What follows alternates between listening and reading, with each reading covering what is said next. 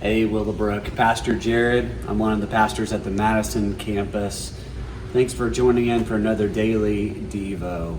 Today we find ourselves in 2 Thessalonians chapter 3. In 2 Thessalonians, Paul returns to a theme that he had brought out in 1 Thessalonians.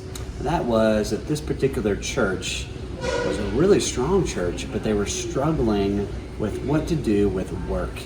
Actually, for a really interesting reason, scholars tell us.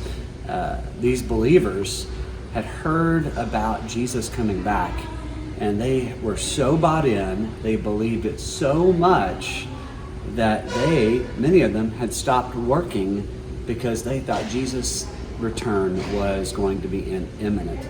And it created kind of an epidemic, a culture of being idle. So listen to what Paul says to the church in 2 Thessalonians chapter 3, starting in verse 6. In the name of the Lord Jesus Christ, we command you, brothers and sisters, to keep away from every believer who is idle and disruptive and does not live according to the teaching you receive from us. Strong language there. Stay away from people who aren't willing to work. That's what the word idle is referring to here. People who are basically saying, I'm not going to do anything, I'm just waiting on Jesus to return. It may be connected with laziness, some scholars say as well. It says, for you yourselves know how you ought to follow our example. We were not idle when we were with you, Paul says, nor do we eat anyone's food without paying for it. On the contrary, we worked night and day, laboring and toiling so that we would not be a burden to any of you. Now, Paul is not saying here that it's wrong for you to stay home and for your work to be taking care of your family. Or Paul's not saying that it's wrong to retire. What he is saying is this: it's wrong to not work and just live off of everyone else's work, and just live off of everyone else making means for you. Paul said, we did not do that. We worked hard. We were hard workers. We want you to follow that example.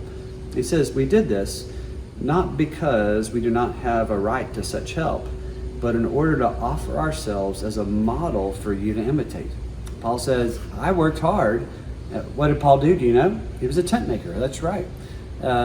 Paul worked hard as a model for other believers to show what we should do as we wait for Jesus to come back.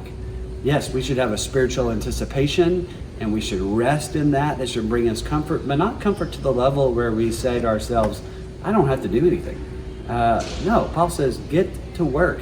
God created us to work. Just like God created Adam and Eve in the garden to take care of the garden, to cultivate it, God wired within us a desire and a God-given focus toward working.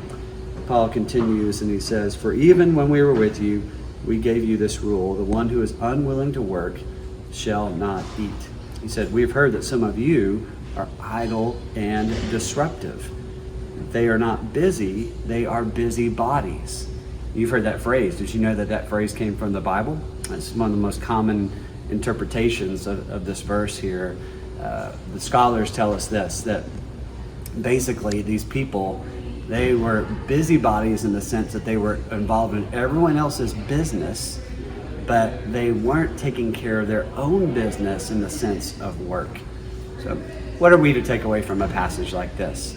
Well, God has wired within us a desire to accomplish things.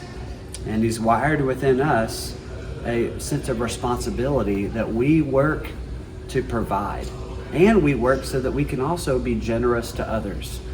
So you may struggle with this. You may struggle with being idle, or maybe even being lazy and not wanting to do anything.